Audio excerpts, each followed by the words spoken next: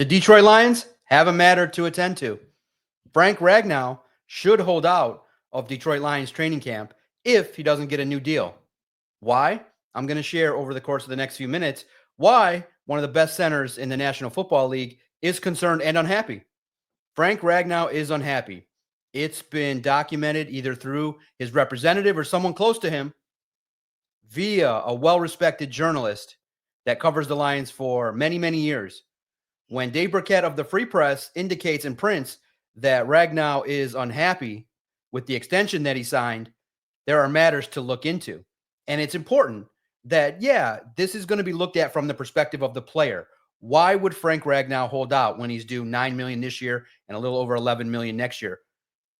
Guys, none of that money is guaranteed, meaning that any snap that he takes at OTAs, any snap that he would take at training camp, any snap that he would take in a preseason game or a regular season game, if something happens catastrophically, the Lions could cut ties with Frank Ragnow and there would be no dollars guaranteed to him. Zero guaranteed dollars for Frank Ragnow. That's the source of the issue. So it's a matter. It's something to pay attention to. And this is the NFL, not for long, which means that when Frank Ragnow notices, he looks over his shoulder, there's a younger and talented player that's now doing the work and learning his position. So you look at the measurables, you look at the comparative nature of their body sizes. Tate Ratledge could be the replacement that the Lions think is there either this year or next year for Frank Ragnow. That's not to diminish Frank's skills. He is still one of the best centers in the National Football League, but there's a lot of factors here that make it so that he's unhappy, and it's a matter. Now, to the degree that it's going to be serious, no, this is not a Bengals situation like Trey Hendrickson. Frank would never stand in front of the media and talk for 20 minutes about how unhappy he is with the status of his contract. But now it's been released in print that he's unhappy with the deal that he's got for a couple reasons. Here's why. He is now being paid less than 50% of some of the top centers in the league. Now, the market has just ballooned for centers. They're making $18 million. Now, is he in that range? Probably not at 29 years old, but he should be probably paid more than $9 million. And his representatives would indicate that you're a top 5 center. You should be in that neighborhood of $13 to $15 million. That's one reason. You're underpaid. Another reason, the Detroit Lions have drafted his replacement, potentially. Now, many people project that Tate Ratledge could be a guard. That could happen. He could be the right guard of the future. But at the same token, he is learning a lot, and he's putting in an opportunity to evaluate for the coaching staff what he could do as a center. He exclusively, pretty much from what I saw, was taking snaps at center on Friday. So you're Frank Ragnow, and you recognize, okay, this is a business, and the team is always looking to the future, and they recognize the next guy is probably there in Tate Ratledge. At this point in time, you can kind of start to reasonably say, okay, Ratledge fits the body type, smart, physical. If you have Miles Frazier on the right side, or you bring in other talent in the coming years, the spot at center could be Tate Ratledge's. So you're Frank Ragnow, you have a couple years left. You want to maximize your earnings. So if you don't get that, you don't get those guarantees that, hey, I want to get this year, next year, maybe a little bit of a raise, a restructure.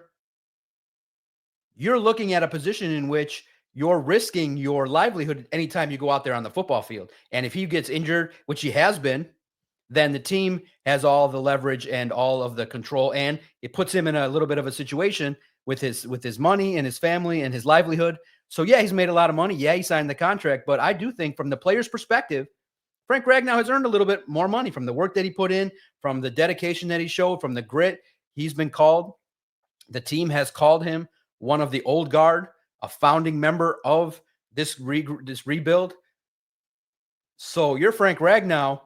If you don't get this deal done, you should hold out. That's what a representative would really reasonably advise him.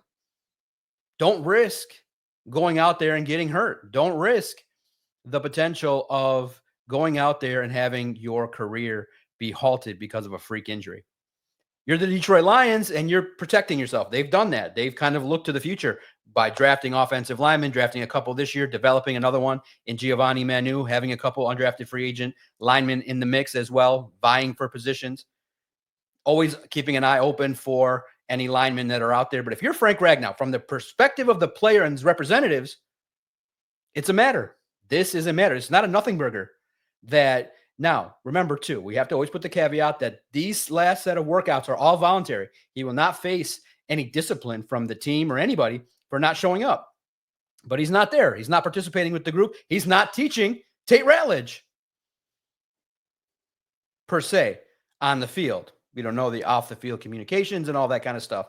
But from the experience level on field currently, Frank Ragnow has not been around, as well as Alex Anzalone. So you have two players that are dealing with matters, Alex Anzalone and Frank Ragnow. But you're going to tell me, John, Dan Campbell said he's not concerned. Dan Campbell is not going to publicly discuss his feelings about a contract. His job is to maintain stability and to focus on the players that are actually here. He's not going to say, he's not going to negotiate publicly in the media for his own guys. Now, of course, he probably talked to them and let them know that this is where it's at, where Frank stands, what the opportunity could be. But at the same token, Dan Campbell's not going to be an alarmist. But it's our job to kind of reflect a little bit. At least I'm going to give my opinion on what I think. And what I think is that Frank Ragnow is probably justified to get a couple more dollars, get some guarantees at least. And I don't think the team would invest beyond a 2-year deal, beyond this year, next year, with Frank Ragnow.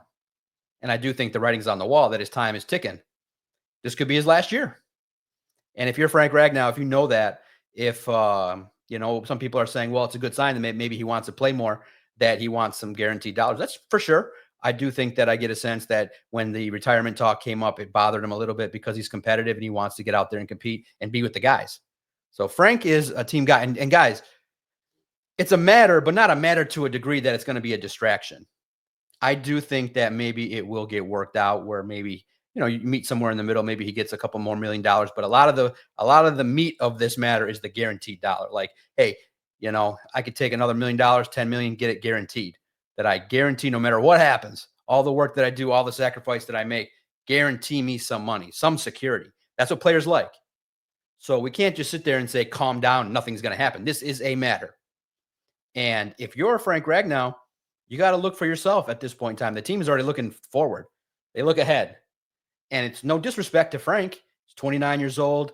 I've been dealing with a myriad of injuries. He's been, kind of a staple of the offensive line, but the team has to start to look in a different direction. So if you're Frank Ragnow, your mission is to secure what's in your best interest, and the same thing for the representatives. Frank Ragnow is unhappy.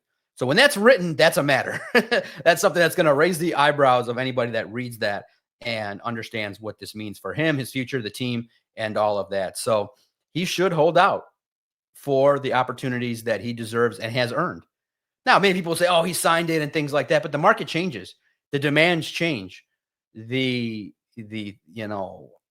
time when you sign and you become one of the highest paid pretty much quickly becomes fleeting when the market gets to the point now where centers are making $18 million a year. You're Frank Ragnow, you're one of the top 3-4 centers in the league. So you feel underpaid. Your representatives are going to probably inform you. You are in line for a raise. So in the matter of football, that's the business side of the deal. That's what makes Brad Holmes' job a little bit more difficult. And also too, Alex Anzalone's in need of more dollars. A lot of players are in need of more dollars, and bills are due. So that's why teams like to have affordable rookies to play to handle it. So I do think that the dollar amount is not as important as the guarantee. The guarantee is key for this matter. But if you're Frank Ragnow, you don't step foot. Your friends, your representative should advise you, do not step foot. The DOC from the DSP is letting you know, don't go out there without those guarantees. Hold out and make sure that happens. I do think that Brad Holmes understands how to maneuver these things. It's still early. There's still time. 6 weeks he's on the clock to take care of Anzo, Frank, and Aiden. I think those are the priority lists that make Brad Holmes get up and get to the office quickly, even on the weekend. Frank Ragnow should hold out, should not play without those guaranteed dollars. That's my opinion. That's my stance on it. You will not see Frank making this a public spectacle. You will see it probably taken care of. But at this very time, we're giving our opinion at the end of May, when it's been revealed and reported that he's unhappy. The word is unhappy. Okay. And when one of your star players is unhappy, that makes for a matter. To the degree that people should freak out, they shouldn't. It's a business matter. These things happen in football. These things happen with contracts, and fans haven't been used to it yet with the Detroit Lions, but get used to it. Might happen more often. Players not showing up for OTAs, holdouts.